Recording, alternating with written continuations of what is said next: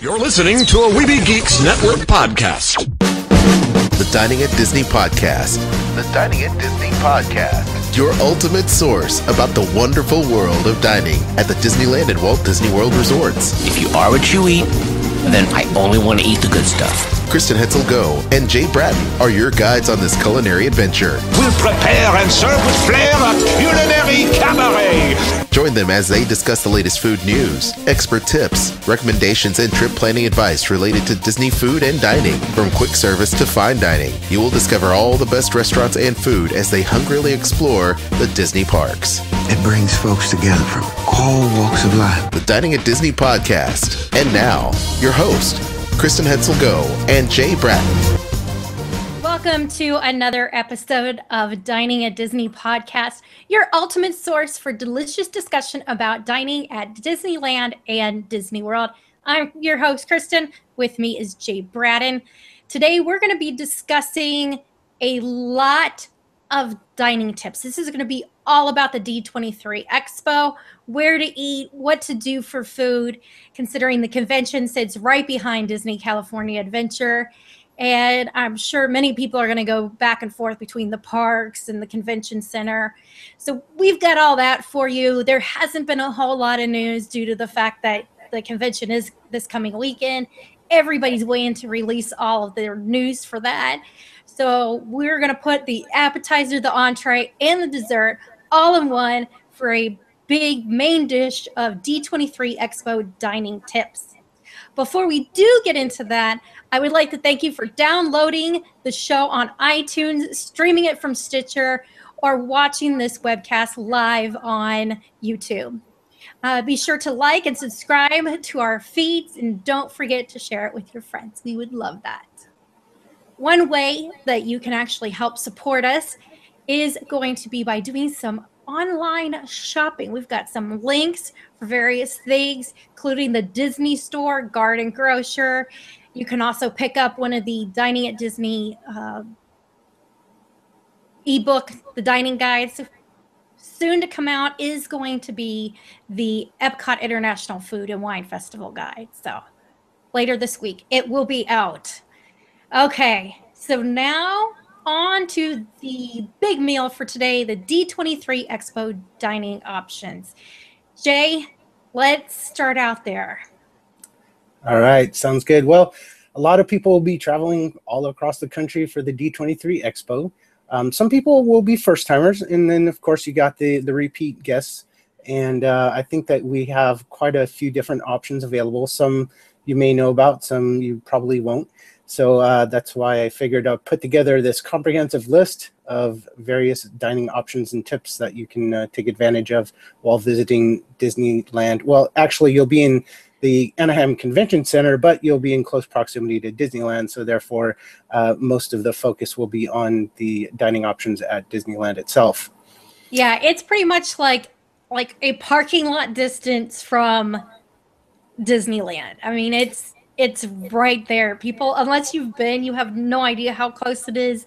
And Walt Disney World is so giant that you can't, until you see it for yourself, believe everything is as close as it is. All right, it's about a 10 to 15 minute walk at most. Yeah, every year we go to Disneyland and we do the downtown Disney area. A lot of times there's a lot of meetups and fun stuff going on there. So definitely. So well, first off, if you're at the expo, one of the great options that you can do while you're there is visit one of the food trucks. Last time I was there, they had various meals available that are better than what you get inside the expo center, the Anaheim Convention Center. So definitely take advantage of the food trucks. If you have to eat inside the convention center, there's this little sandwich, like a gourmet sandwich shop. And I'm not sure where it's going to be this year, but in the years past, they've had like a little stall in the corner of one of the exhibit buildings. So look for that. Don't just settle for the convention food. The outlet there. Just make a few minutes to look for that gourmet sandwich shop, and you'll thank me, because they do have a homemade potato chips. And I love homemade potato chips. So those are always the best. They taste nothing like a regular potato chip. Right, exactly. So if you feel like dining outside the Anaheim Convention Center area, you want to go to Disneyland, which obviously we encourage as the Dining at Disney podcast. There's a lot of different things to do and eat and go and that type of thing.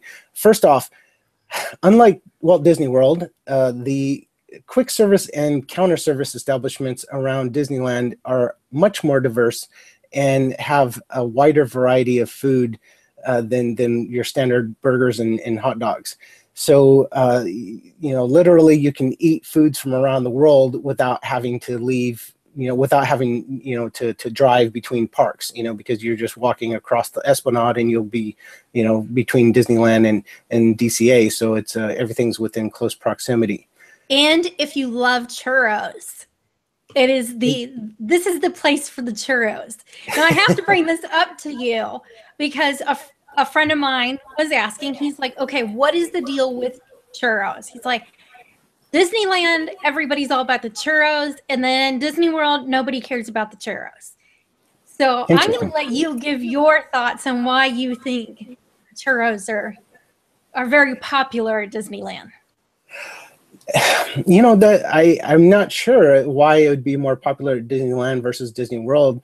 All I know is that, there are certain locations that I encourage people to get the churro because the ambiance lends, added, I guess not flavor per se. It's more like an added feeling and an added sensation as you're eating it.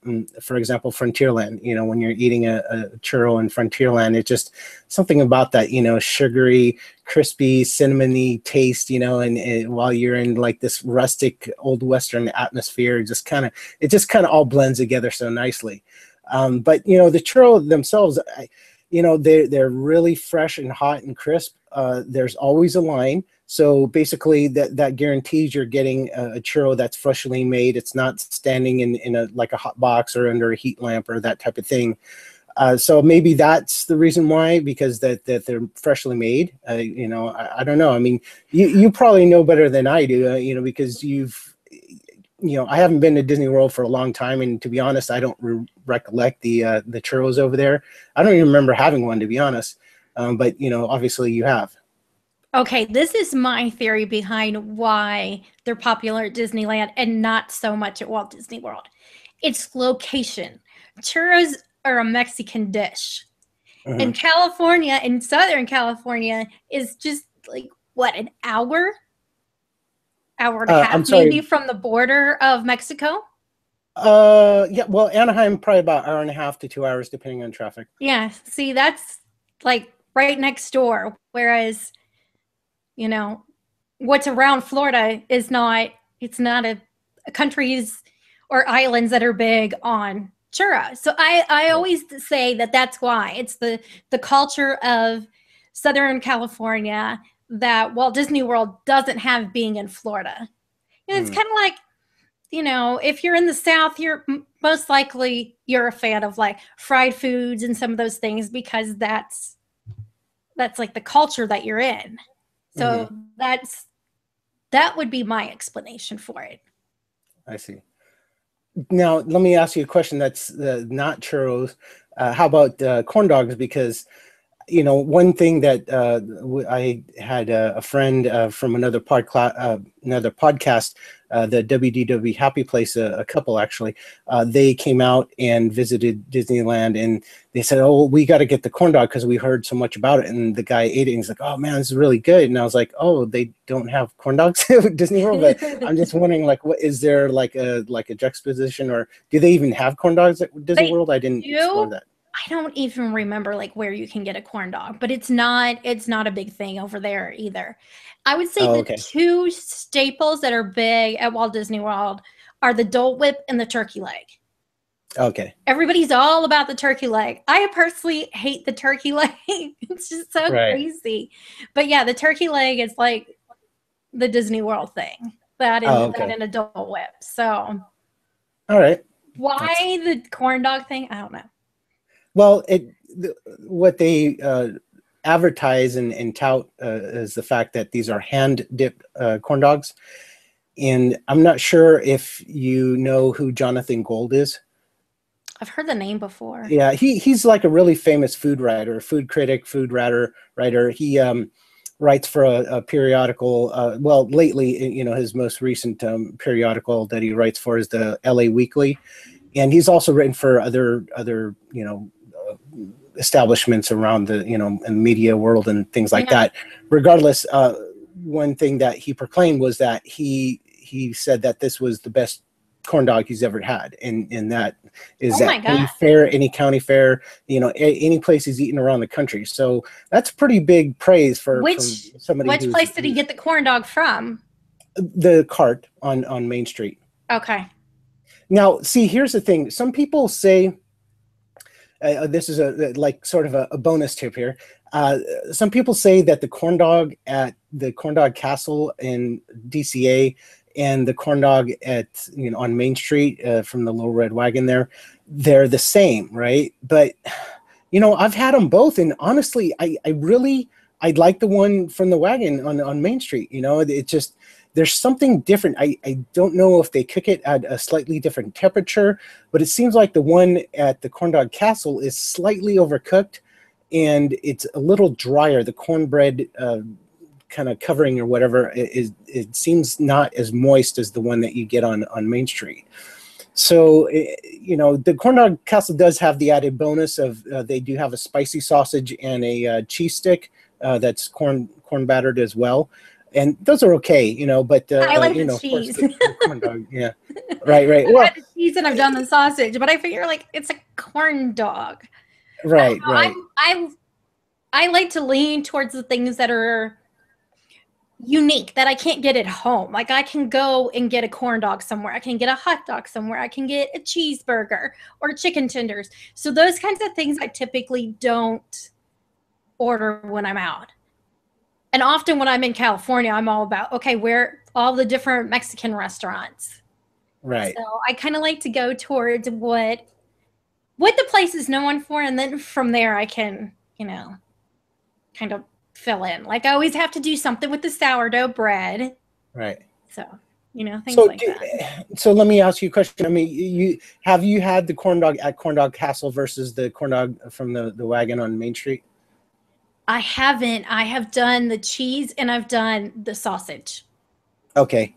So I skipped the corn dog because I was like, I can get a corn dog at home. So. Oh, okay. But have you had the corn dog from the Little Red Wagon though? No, I haven't. Oh, shame on you. Okay, well, next time, when you're coming in a few days, so you can give it a shot this time around, and you'll see what I mean. But again, for the full experience, in my opinion, you should do the one from Main Street. Did I tell you the story behind the popcorn? Did No. we discuss this? Okay. No. So a friend of mine was talking to a cast member who was there back when Walt was there. Okay. And the deal with the popcorn cart at the very front of Main Street is it's different popcorn than any other place. It actually has more butter. There's a specific recipe that cart goes by so that it's always the best popcorn you can get, off the idea of, the park is based kind of like on that movie theater kind of idea that this is the place where you enter, and so this has to be better than the rest because this is like your first impression kind of thing. And yeah, I can't remember what you said, how much more butter it has, but there's actually a different recipe for that one so that it will always be the best popcorn in the park. Wow. To be honest, personally, the popcorn's okay at Disneyland, but really, when I think of popcorn, when I eat popcorn, I want to go to a movie, or if I'm at a movie, I want to have popcorn, or if I'm at home and, I'm going to chill out and relax and watch a, Blu-ray or download something from Netflix or whatever, I'm going to, want popcorn with it. I mean, it just kind of, it clicks with me automatically, when I think popcorn movie, but Disneyland, I'm like popcorn, I get it for the popcorn buckets, basically. So I think it also depends on, like, growing up, where you grew up and what kind of, whether it was an amusement park, fairs, theme park, like those different things of what you got as a kid. So like growing up, we would always get a funnel cake at a fair.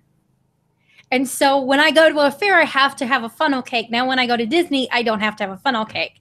You know, it's those different things that you, I guess, like comfort foods, things that bring to those memories to you of what you had as a kid. And I think you're kind of drawn to those. Whereas, like you said, like growing up, I would always go get popcorn, and we would bring in our own drinks and candy. So I always had snow caps because that was my favorite. So my mom would get me either snow caps or Twizzlers. Those were my two movie theater foods, popcorn and then pop. So cool. I still think of that. I still think of like snow caps and Twizzlers and associate that with a movie theater. Yeah, you just gave away your Midwest roots. You called soda pop, and you know that I know that's the thing that you guys do out there. We call it soda out here. This is one of those things. In the South, everything's Coke. It's all Coke. And you would think after 23 years I would have stopped saying pop, but it's never going to happen. It's so just like ingrained in my DNA, so it's not going anywhere. All right. So the next tip I have is regarding dining reservations. I know it's a little late to the game, of course. I mean, it's only a few days away to the D23 Expo, but Disneyland isn't like Disney World, okay? You can actually probably find some reservations. It's not as bad where, you know, people are jumping on the internet or calling on the phone, you know, 6 months to the exact minute, you know, that they want the reservation. You know, they over here, it's a little more casual, relaxed. There's a 60-day window versus a 6-month window.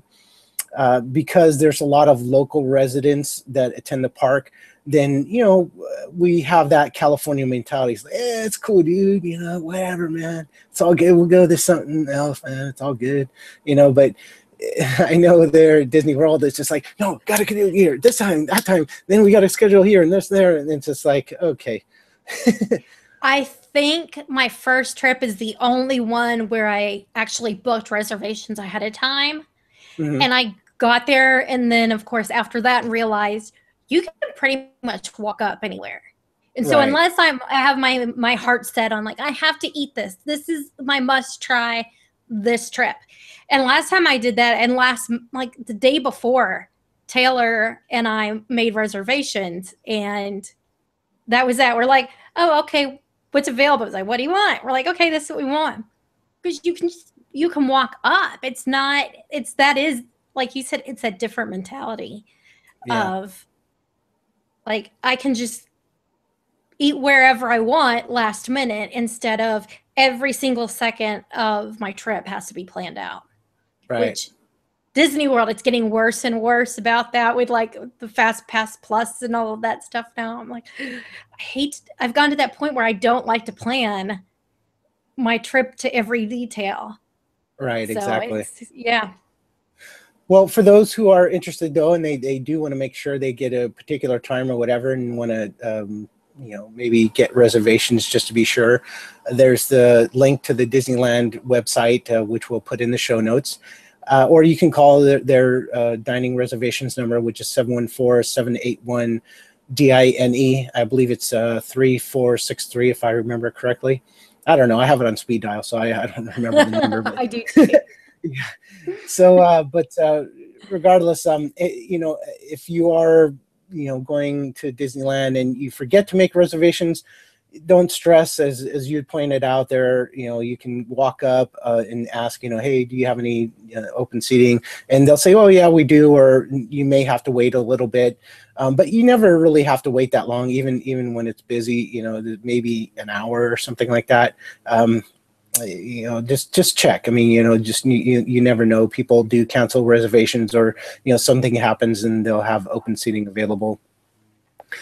And then one other thing you can do also is in the morning, you can go directly to the restaurant and check to see, hey, you know, do you guys happen to have available seats for whatever 1 o'clock in the afternoon, let's say. I've done that at Blue Bayou where I walked up and I said, oh, I was wondering, is there a possibility I can get reservations for later today? They're like, yeah, sure, yeah, no problem. Just tell us what time and we'll see if we got some seats available or whatever. So that's another option. I do that normally when there's more than 4 people, because at that point I'm, if you've got like 7 people, at times that I think leans more to looking to make sure that there's a reservation available, just because it is it's a large party. It's not a standard number of people. Right, exactly. I agree with you. Yeah, the larger the party, the more problems you're going to have trying to find a place where everybody can sit together. But one other thing I was going to mention as well is, I don't know if you've noticed, because who uses payphones nowadays, right? But if you go to any of the payphones around the Disneyland Resort, they do have a special button. It's a hotline button that you talk to the Disney dining reservations directly, through the payphone. Payphones there? Yes, they do have payphones at Disneyland Resort. I don't even remember the last time I saw a payphone. Oh, I know a few of them. There's, like the bottom floor of the Hungry Bear restaurant, there's 3 of them. Usually 1 out of the 3 is working, hopefully. I know most of the time they're like out of order. There's another one at the exit of Space Mountain. There's another, I think 4 payphones there. There's some downtown Disney area that you can check out. There's one by the Lego store near the bathrooms, and other places. I won't break down all the payphone locations, but anytime you see a payphone, first off, point at and laugh and just what's that? But then the second thing is go look at the payphone and you'll see that there's a hotline button to dining reservations. So it's pretty convenient for the people. See, when you know what a payphone is, then people know you're not young. Like, oh, what's a payphone? I'm sure if you asked somebody who was like 16 years old, if they knew what a payphone was, and they'd be like, what is that? Just like the fact that you would have to things weren't always a touch key, the rotary phones and stuff like that. Well, when I was growing up, my dad, he was on call a lot. In fact, he owned an answering service. And so he carried around a pager and also a change, pocket full of change. And back then, the term drop a dime, that's where it was coined back in the day when, people would have to put in a dime to make a phone call. And so, yeah, he used to carry around a big pocket full of dimes, just to make sure that he could get back to people and situations. So that's funny. The old day of pagers. Yep, exactly. All right, and so that's basically it. The last, again, worst case scenario, if all else fails, just wait. Just go over there and just stand around and just say, I was wondering we can get a table. And they're very accommodating. The cast members are very nice, and they'll do what they can to get you in and get you fed.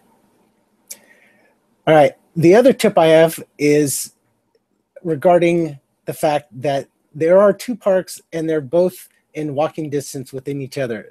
Sometimes people forget, they get so focused like, oh, I'm at Disneyland, I need to find a place to eat at Disneyland. Well, why? Just if you have a park, unless you have like a 1-day pass and it's only for that particular park, if you have a park hopper or you have an annual pass, just walk across the Esplanade. The Disney California Adventure is right there, and they have lots of good places to eat. So definitely, don't discount DCA, because you'll be overlooking a lot of great establishments to enjoy. It's one of those things where I tell people, don't get one park day. Like, you have to do park hopper.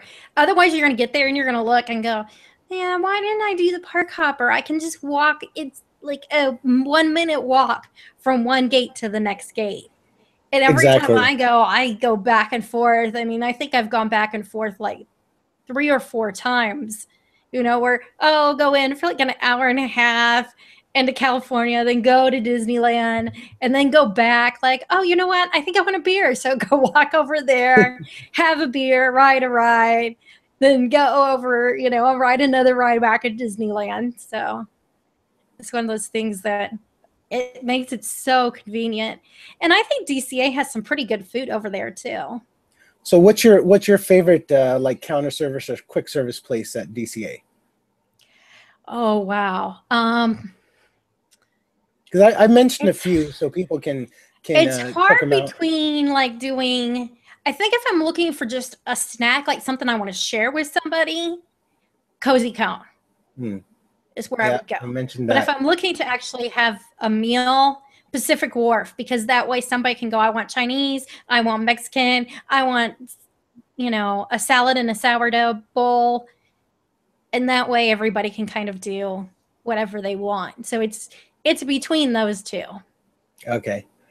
Yeah, I'd mention just a few. You know, obviously there's lots of great places to eat around DCA, but you know, one of my favorite spots to enjoy a meal. It's not a full meal per se, but it's really a substantial meal nonetheless. Is the Cove Bar, and that is just you know, a magnificent view of the water there, and you get to see Mickey's Fun Wheel, and you know, you get a, you know, they don't have the they don't, you know, they. It's hard to get a spot when it's nighttime because of the World of Color thing. But if you can, then hey, you know, you can enjoy World of Color from a different vantage point. So that's always fun as well. Do they still charge for watching World of Color? You know what? That's a good question. I don't know. I've never done it, to be honest. But I haven't heard anybody mention anything about it, so I'm not sure if it's still in place, whether you have to pay an upcharge or if, you know, they just, you know, first come, first serve basis type thing. Yeah, when I had dined there the one time and they said, oh, just so you know, at this time, if you're not done, we have to collect $20 per person for a fee since you're sitting where people can watch, you know, can view World of Color. I'm thinking that's a little crazy since, you know, it's not like I'm just watching it from there. I'm eating and drinking. That should count for something. But right. Yeah. Well, it's probably the people that grab a table and get like one food item and then, oh, I'll just have water. You know what I mean? We were already sitting there eating. Oh, okay. We had we had ordered like, I think it was like 3 or 4 appetizers, and we were drinking, and we're like, I guess if we have to. Yeah, but I guess what I'm trying to say is that they were probably trying to discourage that. So like if people mention, oh man, you have to pay $20, and they were like, oh, okay, well, that's not a cheap way to watch the World of Color, you know, instead of having to, you know. But then again, I mean, you know, people really should, you know, get the fast pass in the morning if they're planning not to eat at one of the other things, you know, the World of Color dining packages or whatever. But you know, that's neither here nor there. It's just I wasn't a fan of watching it from there because you can't really see it. Yeah, that's true. Like I say, it's a different vantage point. Is it the best one? No, but you know, at the same time, it's, you know, you could still see some stuff, and you know, it's a, you know, a great view of the water, you know, from a different angle, I guess. Then there's also another good place to check out just to sit down or whatever, relax, and they never are filled to capacity, is Flo's V8 Cafe. And that, you know, I really enjoy the atmosphere in that restaurant. It's very kind of, you know, happy days, you know, and, you know, 50s and 60s and things like that, you know, the old Route 66 stuff, you know, from the Cars movie, obviously. And they usually have pretty good music, and it's, you know, kind of bebop and doo-wop and whatever they call it. And you know, the food's good. My favorite salad is there, the citrus turkey salad. And if you're more into comfort food, you know, they've got the meatloaf, and they've got the beef, and they started carrying ribs lately, so that's kind of interesting. So that for people who like ribs, like, I don't know, I haven't tried them yet. Yeah, well, see, they just introduced them at the time that like after I had gone, the last time I went, and so I was like, well, I don't want to go to Flo's just for that one item, because, you know, I wanted to try some other things. So anyways, but yeah, I'll check it out, and I'll have to do an updated review on that as well. And then as you mentioned, Cozy Cone Motel is a great place for snacks. They've got the my personal favorite overall is the chicken verde cone, and then they also have the chili cone queso, and that one's good as well. A lot of people like that more than the chicken verde, because the chicken verde tends to be a bit more on the spicier side. But and they do have breakfast there, right? They do have breakfast as well. Sorry. Yeah, that's very true. But yeah, I was just mentioning my favorites, but we can. I'm sorry. Yeah, no, it's mention fine. your No, favorites. go ahead. Yeah, I mean, what? I just happened to like you enjoy the pop in my do you mind. enjoy Like the I think breakfast? I've had breakfast there. So. Yeah, that's true. In fact, they have a chorizo and egg cone that they introduced not too long ago, which is different from they had like a bacon and egg one previously. So that it's chorizo again is a little bit on the spicier side. Usually, when I go to the parks, I tend to go in the late morning, so I'm there for like lunch and dinner. I don't go for breakfast, so that's probably one of the other reasons why I didn't mention it. But yeah, it's definitely an option for breakfast as well. Which is good because I know a lot of times you're kind of limited when it comes to breakfast in the parks. Exactly. And let's see. Next tip. Disneyland just released a new app, and it's both for the Android devices and iOS, so you can get it on iTunes or the Google Play Store.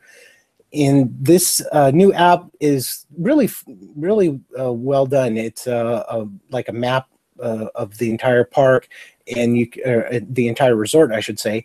And you can check out, locations of the restroom, the location of restaurants, where the attractions are, do attraction wait times and so forth. But for the people who are interested in dining, they provide like an overview of the restaurants that are available. And what's cool is that it shows you by map, and you can also get a full listing. So if you want to say, go over to, DCA, and you're like wondering, where's Boardwalk Pizza and Pasta? Well, you just look up Boardwalk Pizza and Pasta, and then it, tell you an overview of the restaurant. And then says, there's a little button that says map it.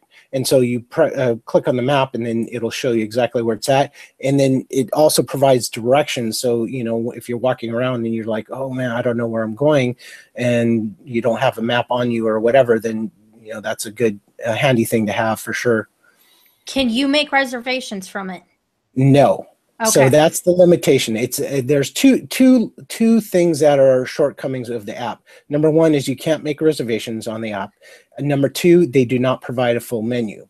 They tell you what type of cuisine it is. So like, let's say Flo's V8 Cafe, I'll say American cuisine, or go to whatever the Village House, where it would be like German food or whatever, that kind of thing. So that it's handy in the fact that you can map locations, but it's not too handy as far as like if you're looking for something specific to eat. If you want like, whatever, I mean, obviously hamburger, it's more than likely if it's American food, they'll probably have it, but you can't really verify by looking at the app itself. Okay, what I did is I just downloaded it because I keep forgetting to do that.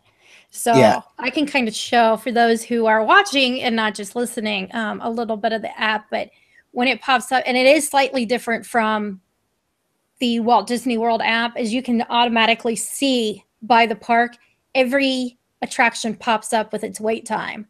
So you can kind of zoom in and get a better look.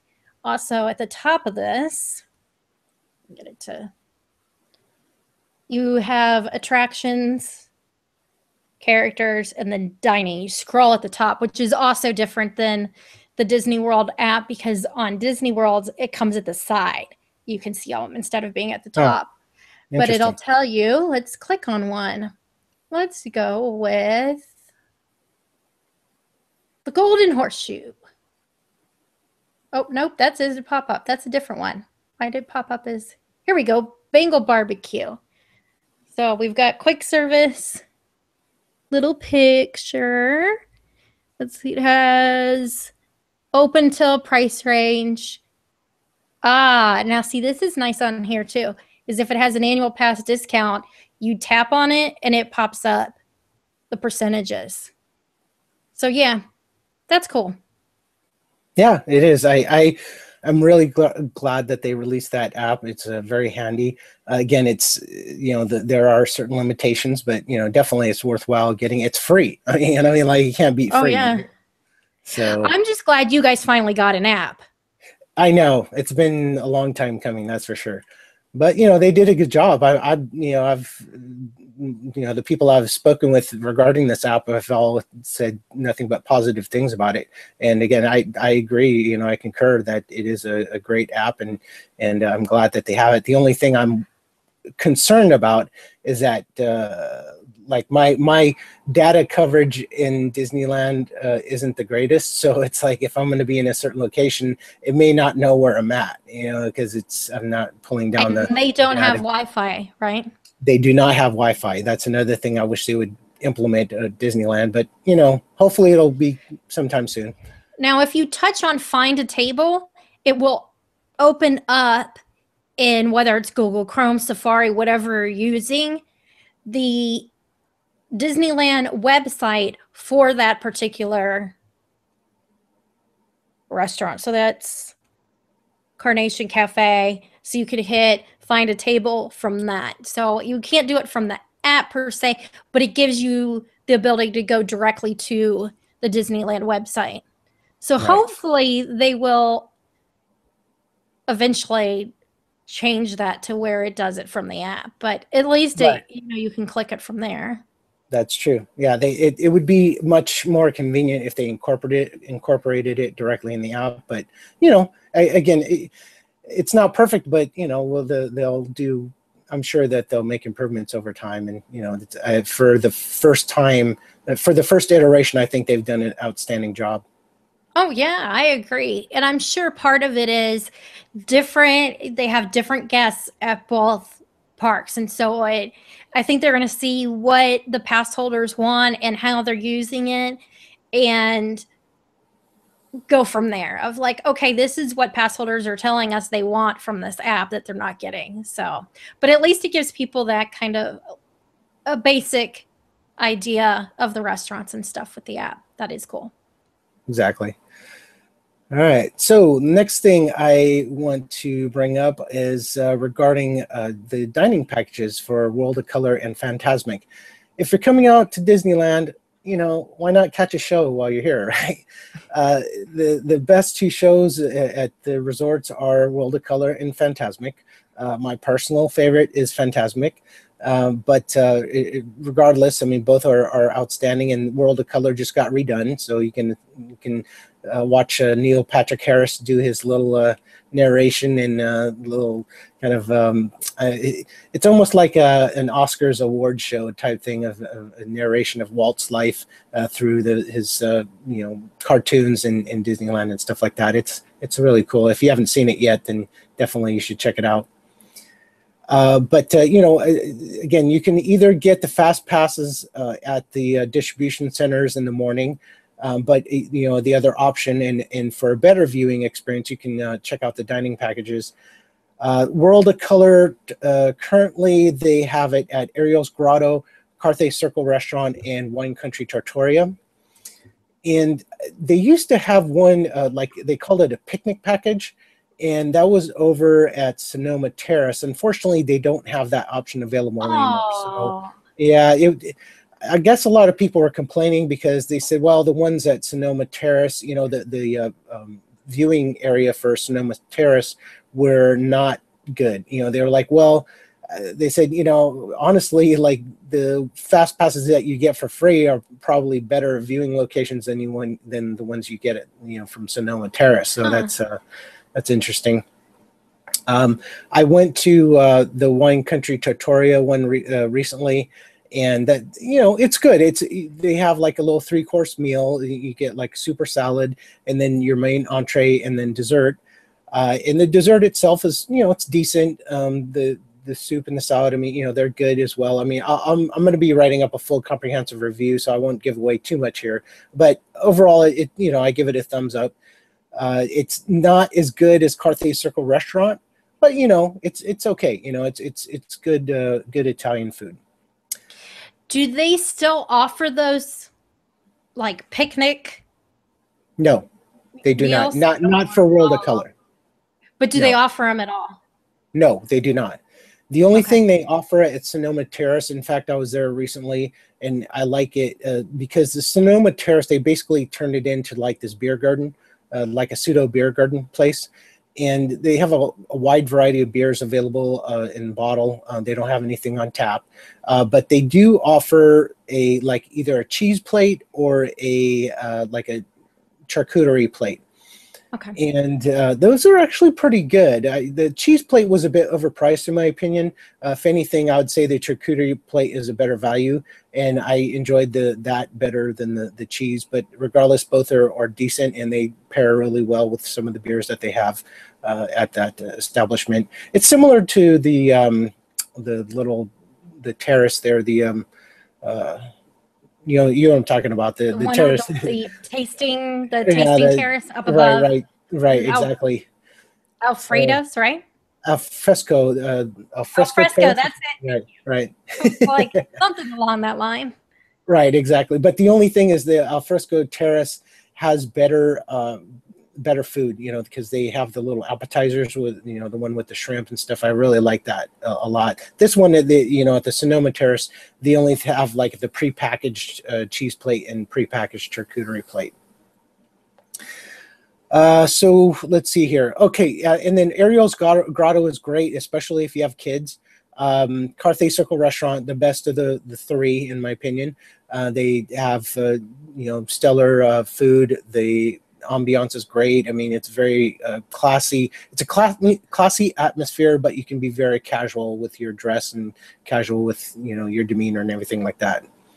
That's the other thing, is if you're used to the, business casual requirements of the fine dining / signature dining restaurants at Walt Disney World, those rules don't apply in California. Yep. That's the way we roll, baby. All right. And then Fantasmic, they do have dining packages. Now they do have similar to the picnic thing that they had over there at Sonoma Terrace. At Aladdin's Oasis, they have what they call on-the-go option. And you have a choice of 3 different dishes. One is a lasagna bolognese, another one is vegetarian lasagna, and then the third option is chicken with vegetables. I've not heard any reviews about the chicken, but I've heard that the lasagna bolognese was really good. I haven't gotten it yet. Again, I can only go to the park so many times and eat so much food. So I'm trying to make my way to trying everything and anything, but unfortunately, I've yet to do this one.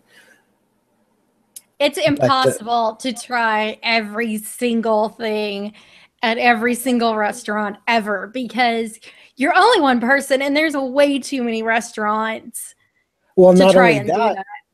Well, see, here's the other thing too, is that Napa Rose, they do seasonal menus. They constantly change their menu every few months. And then now Steakhouse 55 started getting into that as well. So they're starting to do seasonal stuff. And then every once in a while, when there's a special occasion like Halloween or Christmas or, Easter or whatever, they offer special dishes then, as well. Oh, yeah. So it's like, I can only eat so much, man. So, but here's the great thing about Aladdin's Oasis is that you pick it up there, and you don't. I mean, there's seating available, so you can eat it right then and there. The other option is you can just take it on the go, and you can pick it up anytime between noon and 7 o'clock at night. So you're not like, it doesn't necessarily have to be lunch, or dinner. It could be one or the other. And so I think it's a good option. It's the most value conscious of the 3 choices. That one is for $22.99. But if you're gonna do it, I mean, go big. And, in my opinion, it's like go big or go home. Yeah, it's like Fantasmic. You're gonna watch the best show ever created by Disneyland in its history. So therefore, you want the full, best viewing experience possible.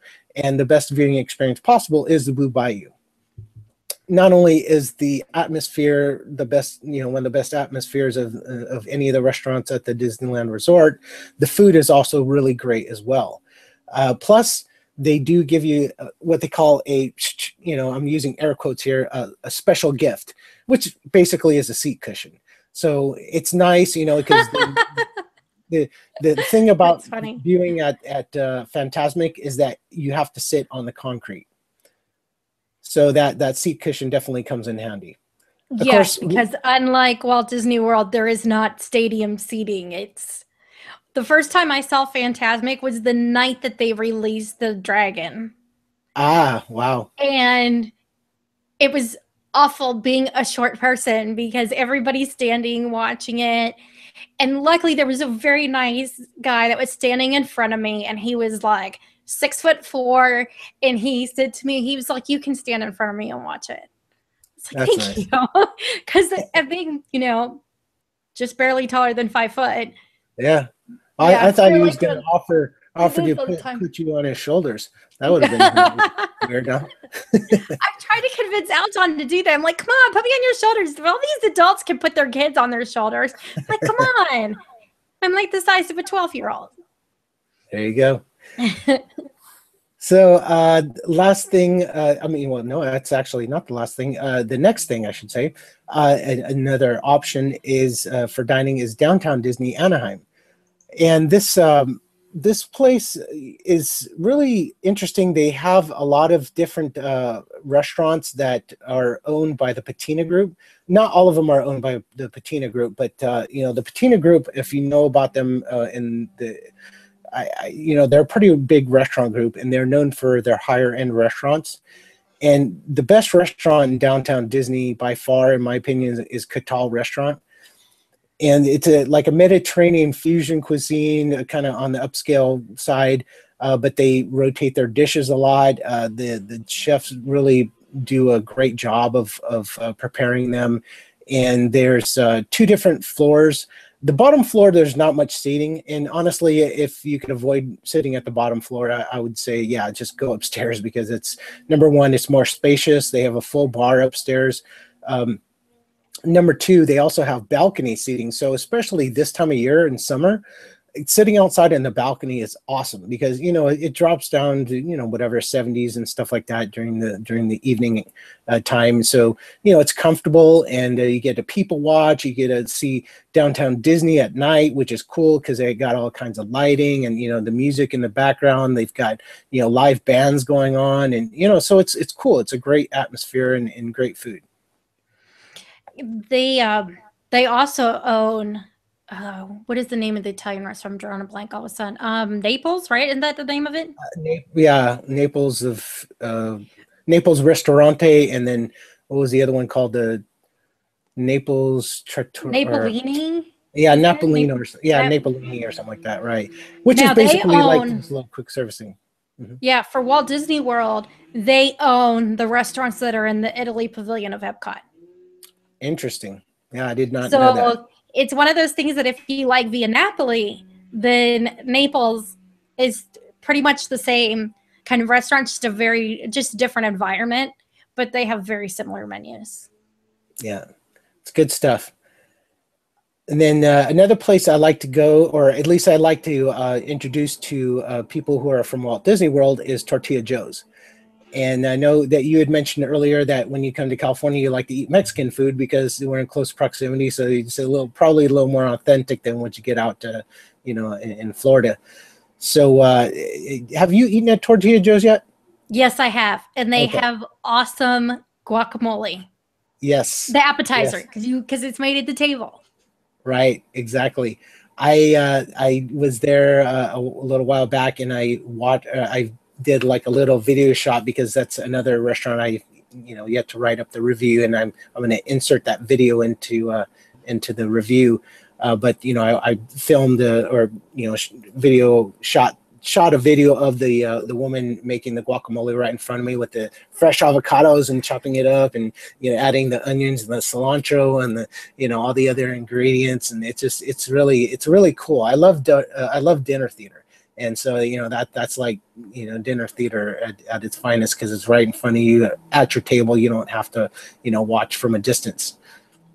I will say that is that restaurant, when Gibson Guitars goes out there for NAMM in January, that is on their like must-do list. They always go. There's always like about 12 to 15 of them that are going there, and they get the guacamole and all that stuff. Last time they would not let us in. We got there 30 minutes before they closed, and they said, "We're closed." We're like, well, your hours say this. And they're like, well, we don't have hours posted. And I had it on my phone. It was like right in front of me. And I went, yeah, you do. Your hours are posted that you're open for another 30 minutes. They did it all 3 nights. They closed it down 30 minutes to an hour before their restaurant hours were. We even told them, we're like, we've got like 15 people that are on their way here. And they're like, and there was maybe 10 of us that were already there and they could have cared less. It's like, well, that's a shame. Yeah, that's terrible. Well, you know, it's at least when you do go and next time they do let you in, you should also check out the kitchen area where they're making the food, because you'll see a little station and they make their tortillas fresh. So you can see, well, at the time that I was there, it was like an older woman, and she was like, you know, putting it all together, you know, like that, and then putting it on the griddle and, you know, getting it all freshly hot made and stuff. And I tell you that, you know, the fresh, people don't realize how much of a difference fresh tortillas are versus the ones that you get in the package at the grocery store. It's like a night and day taste difference. Do you have Chewies out there? There is Chewies, not too many of them, but yeah, Okay. the Chewies does, you know, They make them they fresh are there too. right, exactly. Well, you know, there's other places too, like El Torito. There's, you know, a couple other, you know, chain Mexican restaurants that they do the fresh guacamole and the fresh tortillas. But, you know, this is, since we're, you know, I just figured that, you know, if they're going to be in the Anaheim area, they probably don't want to like hunt out a Chewies or hunt for El Torito or something like that. Oh, yeah. This is just, you know, it's similar. Yeah. There's not many. A lot of the chains you guys have, we don't have out east. And so that's why I asked if you had that, because it's the only place around here that I know of that you can get fresh tortillas at a chain type location. So that's cool. And then the other thing I like, if you've been inside the restaurant, is they have their wall of tequila. It's awesome. I'm not into tequila so much. You know, I had a really bad experience when I was in my early 20s. And I just, I tend to avoid tequila because I know the ramifications of having too much of it. It's pretty much, you know, the worst hangover you can have in life.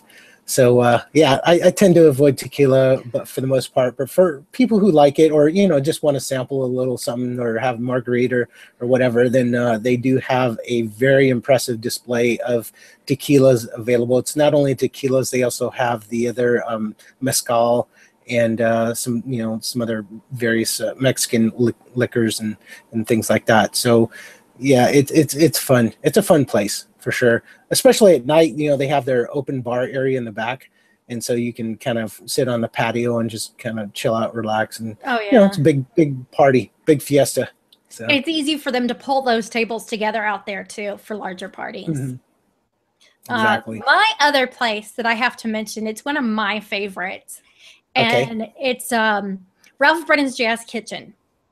When I was in college, I had waited tables for a restaurant that everybody was a transplant from New Orleans, and it was Copeland's in New Orleans. I think I might have mentioned this before. Right. So that food is really good that they have there. It's pretty, you know, it's pretty authentic if you're not, you know, in New Orleans, to be able to have, you know, New Orleans type Creole Cajun cuisine. Their food's pretty spot on. So that's always on my list. Yeah, it's really good. I've never been disappointed. Every meal I've ever had there has been spot on. The food's come out in a timely manner. We've had great service. Food and drink has always come out like cold's cold, hot's hot. So it's spot on. Well, and then, you know, for next door, they have the Jazz Kitchen Express, and that's where you have to get your beignets. Because that's, you know, the beignets at Disneyland are good, but, you know, they're a little bit on the heavy side. But the ones at the Jazz Kitchen Express in downtown Disney, those are good. Those are the money. Yeah, those are the real beignets. Exactly. Then also, if you're in the downtown Disney area and you feel like, well, nothing really kind of floats your boat, the Disneyland hotels do have restaurants as well. And in fact, the best restaurant at the entire resort is at the Grand Californian, which is Napa Rose. which is my favorite. Exactly. It is. It's by far one of the best restaurants between both Disney World and Disneyland of food. Andrew Sutton is the stuff that he puts and comes up with for the menu is phenomenal. Exactly. And I love that they do seasonal items. It keeps it fresh. It keeps me wanting to go back, every few months. So, and I have written a review about that. I put the link in the show notes as well. And then now, another option. Are all of their servers still sommeliers? Yes. Okay. Yes. That's to me, that's a big thing to mention because it's very rare that you go to a restaurant where all the servers are and can tell you with your dish, this is what you should have. Like they can pair for you. Right. So, yeah. And the thing is that their staff has remained very steady. Like there's not turnover. Like some restaurants, you go there and you get a waiter, a server one time, and then another time you get somebody else or whatever. I've had my wife and I, we've had the same server 3 times. His name is Mickey. He's a Japanese guy, and he's really funny. He says, "Yeah, my name is Mickey, like Mickey Mouse." Yes, I was like, okay, cool. He's a character. And so if you go and you have the option of choosing your server, look for Mickey. He's a good guy. And then at the Disneyland Hotel, the Steakhouse 55 shouldn't be overlooked either, because that's another place that offers a really great ambiance, great atmosphere. The food has improved a lot. The service has declined just a tad because I think they brought in some new servers there, and I'm not sure they understand the Disney way as much as I'd like them to. But the food has definitely improved a great deal. Napa Rose is still the top dog, but Steakhouse 55 is in the rearview mirror for sure. Especially, they introduced the new menu. Was it last fall or no, it wasn't that long ago. Whatever, it was not too long ago that they introduced the new menu. I forgot the exact date. But regardless, they have new sort of a French influence. The guy who is the head of Club 33 took over Steakhouse 55, and then Andrew Sutton took over Club 33. So regardless, he brought sort of that French influence, his training and I guess his background, French cuisine, and introduced it to Steakhouse 55, which is just, it's phenomenal. I put a full review of that as well, and you can read about it on the Dunning at Disney website. And we have the link in the show notes. And the last one I'll mention, there's a couple other little, nice little places there. There's, like very small eateries. There's Goofy's Kitchen and things like that. But I wanted to mention Trader Sam's Enchanted Tiki Bar. That was on my list. Yeah, exactly. Well, here's the thing, it's a small place, but it's so fun and homey, and like it just makes you feel good. It makes you feel like you're like on the Jungle Cruise, attraction, and in fact, all the bartenders there were Jungle Cruise skippers at one point. That I did not know. Yeah, so they will regale you with stories. Whether they're true or not, that's to be determined. But regardless, they are very entertaining. Their characters, they do a good job of mixing the drinks. Little sweet for me personally, but from other people that have tried them, they have really proclaimed it as really excellent drink. So and of course their signature one is the a drink, and I put a link to the video that I shot of that being made. So it's a fun little thing to watch while you drink, and they say that is you can share it with I believe 4 people, but 2 people would be good enough. It's not 4. I wouldn't do 4. Right. So you were going to mention some other places besides, or you maybe you want to elaborate more. I had tiki on my thing because especially now that Disney World has the Grotto, that people need to see the other one if they haven't yet. And exactly, it's better than what Disney World has. So you have to see the original. And the nice thing is they have a larger menu and the portions are larger for dining there as well. And is it always the case that the seating that's in, when you get there at the bottom of the stairs, you know, you've got that little fireplace and some seating there, is that always part of Trader Sam's, or is it only when they're busy? No, it's technically part of Trader Sam's, but like if you go outside the establishment too far, then you can take your drink, but they got to put it in a plastic cup. You can't have it in the glass vessel. Yeah, because I know that section when we were there in January, you could do that. And I know one thing that is confusing to people who don't frequent Trader Sam's is that on the back side of it, there's a quick service location. And so the outside seating is limited. There's like a breaking point and it's not properly marked. And so a lot of times people think that they can sit over, like farther over towards the quick service location, and the servers won't take care of you there. There's like a weird breaking point. And so I would say if you're going there and you're going to be sitting outside, because there's not many seats available in Trader Sam's, that you want to make sure, ask somebody who's out there who, you know, ask a cast member, is this part of Trader Sam's or is this part of the restaurant? Yeah, they have a little like a rope or whatever that demarcates the two sides. And see, they didn't have that up when I was there last time. Oh, interesting. So yeah, but Tangaroa Terrace is a good place to eat as well. I mean, it's a, you know, the little quick service place, but excuse me, counter service. But you know, the one of the things they have is ahi poke, which is like, you know, not too many counter service places I know of, you know, offer ahi poke, you know, as an option. And I know Disney World doesn't have that, right? They have it during Food and Wine Festival at the Hawaii Marketplace booth. They have poke there, but it's not offered regularly though. No, it's not offered regularly. That's the only time they can get it. Okay. This is this one is a staple on the menu, so you can get it anytime you want.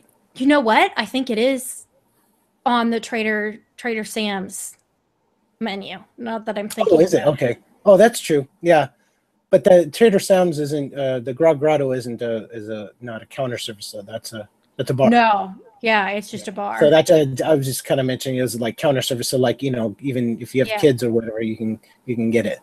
Also, if you know, as long as we're kind of elaborating a bit on Trader Sam's, they also provide mixed beverages, adult beverages if you're at the pool. So if you're, you know, checking out the pool, just laying out and relaxing and stuff like that, you can go into Trader Sam's and get a mixed drink, and then they'll just put it in a plastic cup and you can take it poolside. So that's good information to know. And also, if you have kids, you can still go in the bar. It's just they can't sit at the bar itself. They have tables around the proximity of the bar that you can sit with your kids.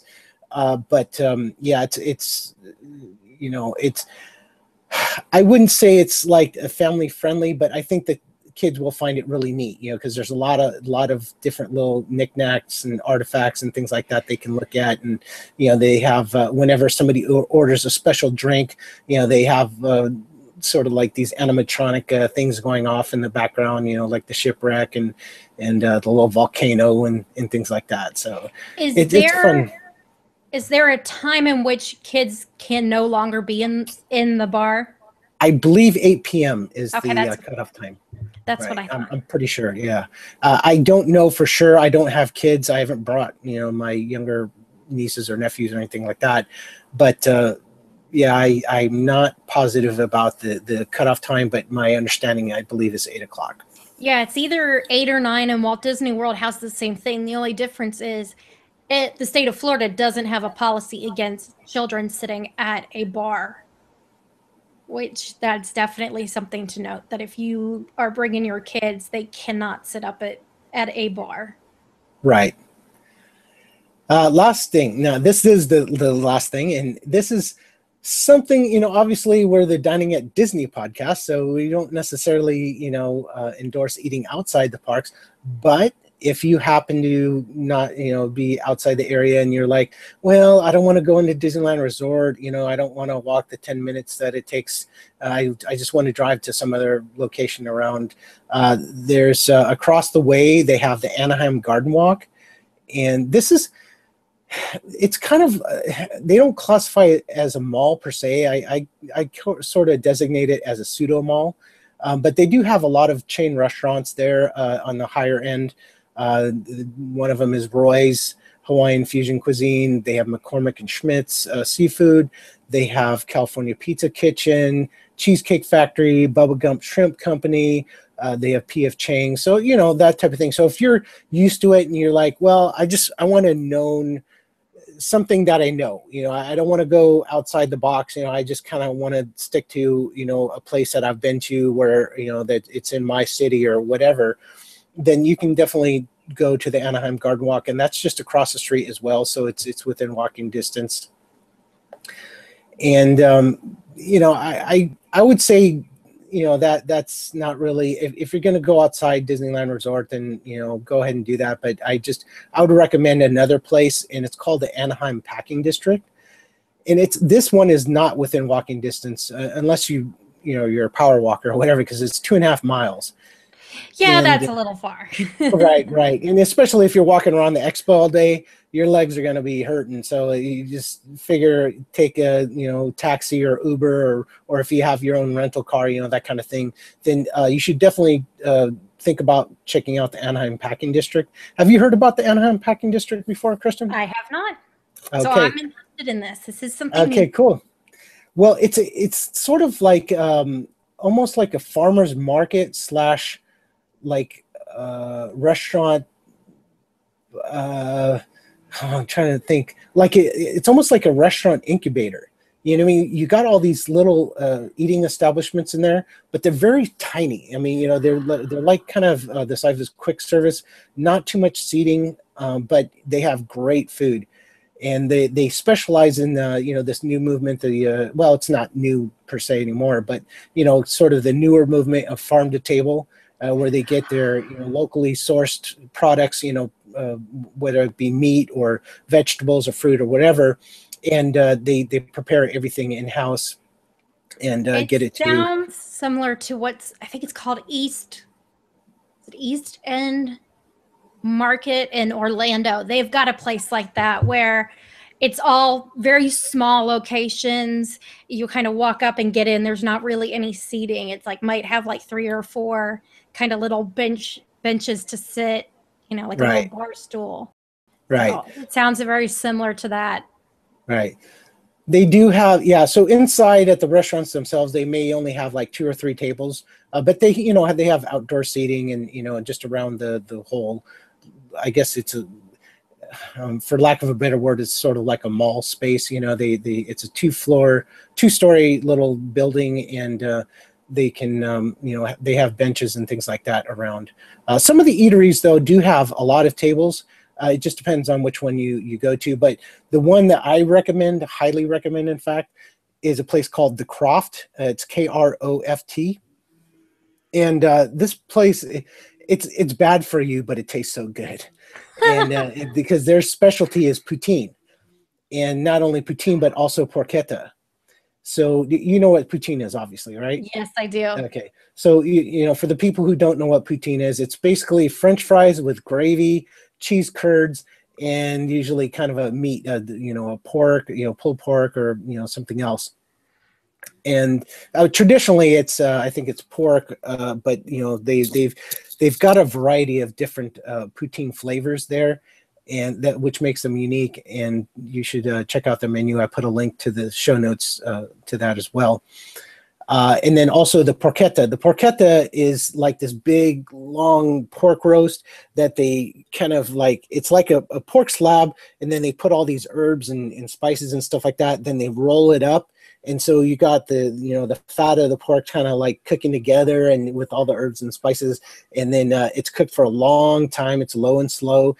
And so all that fat drippings and everything kind of, condenses into the meat. So it makes it very tender and moist. And so they cut that up into sandwiches. And I believe they had a focaccia bread that they served it on. and it's really good. And I love that little crispy skin on the outside, of the porchetta. So, it's one of those guilty pleasure type things. Sometimes you have to have those things, right? Sure. Life is boring. It would be too boring if you're good all the time, right? Oh, I know. Besides, what fun is that? I mean, really, how much longer are you extending your life by eating something that's a little healthier than something else? Exactly. I mean, I know us Californians, we're known for our quinoa and all the healthy lifestyle type thing. But, we know how to get bad over here, too. Oh, yeah. You do have In-N-Out burgers. Those aren't the healthiest thing in the world. Exactly. But they are awfully yummy. Oh, another one. Oh, shoot. And I forgot to put this in the show notes, but I'll have to look it up and put it in the show notes. But it's a chain. It's a burger chain, and they're coming up big time. And to me, I actually like the burgers there better than In-N-Out, and it's called The Habit. Have you heard of it before? I have not. Okay, The Habit. They started in Santa Barbara, my hometown, and they're known for their charbroiled burgers. And just, it's so good. It's because they got that little char on the meat itself and just kind of enhances the flavor of the meat so well. And then the buns are fresh, and they put pickles, lettuce, onions, that type of thing. But they also have an ahi tuna sandwich, and it's magnificent. And they put that on sourdough bread with their tartar sauce. And oh my gosh, it's like the best tuna sandwich. Just make sure to ask for it rare if you do get it. And then they also have a barbecue chicken salad that's just out of this world as well. But I'll put a show notes. I'm not sure how far that is to Disneyland, but definitely you should check it out if you have the opportunity. If it's within reasonable distance. Again, I need to find out the exact location, and I'll put the show. The links on the show notes to that. And of course, as Kristen mentioned, if you're coming out to California, you got to have In-N-Out. I mean, even though I sort of downplayed it a little bit ago by touting the Habit, In-N-Out is definitely one of those things that, if you're in California, you got to have it. Oh, yeah, absolutely. I always have to get one. It's one of those things where I'm like, okay, either I need to go to get one or somebody needs to bring one to me. Exactly. It's like a must have kind of thing. And make sure when you get your French fries, ask for them well done. Have you had the fries well done? No. Okay. What's well, the next difference? time. The difference is that they're crispy, like super crispy. And they don't, like, sometimes when you overcook French fries, they turn brown and they get kind of limp, right? These are like the way they make them well done. It's like a little more brown than their standard French fries, but they're crispy through and through. And just, I love that crispy. It's almost like a potato chip, but it's like obviously in a French fry shape, and it's not as tough as a potato chip, I'm trying to think. Do they cook it and pull it out and then put them back, like some that have been sitting out back in? I'm not sure. I'm not sure of the process, to be honest. But yeah. And then you can ask for animal style fries. That's another little sort of secret menu item, if you've heard of that. That I've heard of. Yeah. So it's. Do you want to tell everybody what that is? Because I'm sure if you're from Walt Disney World, you're wondering what it is. I've never had it, so. Oh, okay. Well, they basically put the cheese and the secret sauce on top of the French fries with onions, if you want the grilled onions, and it's really good. I don't get it. I've had it once. It's just not. It's really heavy. I mean, really heavy. So if you're into that type of thing, then it's something to brag about to your friends when you get back home. I always skip the fries there. I'm like, I'll have 2 burgers instead of the fries. I can get fries at home. Yeah, but if you get them well done, I think that you'll be like, oh, okay, that's a game changer for me. So try it. Just, if you don't like it, then whatever. I don't know. Yeah, see, I didn't realize they could cook them even longer. Exactly. All right, so that's pretty much all that I have. It's quite a list, right? I do. I think it's quite a list. I think it covers pretty much anything and everything having to do with, the parks, as well as what else is nearby. Oh, you But know, like you said, there is a lot outside of the immediate parks in the area. There's a lot of chain style restaurants there, if that's more your thing. But if you're looking for something a little bit more unique, you know, and you don't have tickets to the park, you know, the resorts in the downtown Disney area are perfect. You know, I forgot to mention one other thing I think would be really beneficial to the people of Walt Disney World when they come to Disneyland and looking for dining. You know what it is? They should take a food tour. Ah, yes. You know, I know a company. I just happen to know a company, in fact. Okay, Jay, tell them about your food tours. Magical Food Tour, I believe. Yeah. Yeah. So yeah, tell everybody about them. Of course. Well, Magical Food Tour, I take you on a tour of all the, you know, restaurants around Disneyland, the food establishments and so forth. I just do Disneyland only at this point, but, you know, if you want a little more in-depth, you know, tour, or you want more in-depth information about the eateries around Disneyland, the history, some other money-saving tips, some other dining tips that I didn't mention here, which aren't necessarily applicable to the eateries themselves, but are applicable to some other snack locations and stuff like that. You know, this is something that is be worth your time, I believe. And you can check out my website, magicalfoodtour.com, and just click on tickets. And in fact, I got a new booking system. So the old booking system I was having trouble with. So this one, I tried to simplify it, just one form, and just send it in, and I send you back, you know, the tickets and stuff like that. So anyways, yeah, check it out, magicalfoodtour.com. And there is a special code for them, right? Absolutely. So dining at Disney 20, and you'll save 20%. So you can't beat a deal like that. How often do you get to save 20% at anything when it comes to relating to Disney? So exactly. So very cool. That's better than annual pass holder discount at the food establishments, right? Right. So other than that, Jay, since that's all we've got, you know, for this show, I'm going to let you tell everybody where else to find you. Oh, on Twitter and Facebook and all the other social media outlets, you can find me at Magical Food Tour, also magicalfoodtour.com.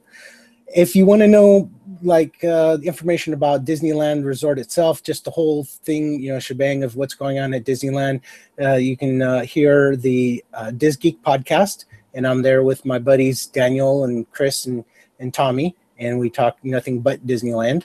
So you can check that out, and you can find them at DizGeek on DizGeek.com. Great. As far as dining at Disney, you can find us, all of our articles, reviews, information at diningatdisney.com. We're also on Twitter, Facebook, Instagram, Pinterest, and Periscope. When it comes to YouTube, it's the Dining at Disney. And we are brought to you by the Weeby Geeks Network. So make sure you download, subscribe, and all of that fun stuff to us on iTunes. We do like 5-star ratings. And, you know, maybe if we get enough 5-star reviews, we'll give out a prize. So I do have some cool things. I have, one of them is a Disney Turvis. So I'm thinking if you want to win something, give us a 5-star review, write it out, and we're going to take those names at some point. We're going to surprise everybody and give one of those people a prize. I think that'd be good. What do you think, Jay? Absolutely. I'm aboard. Can I enter? No, no. You can't enter. Okay. But we'll give away a prize. So yeah, start doing some reviews for your chance to win something. But yeah, that pretty much wraps it up for today. So thanks for listening, and bon appetit.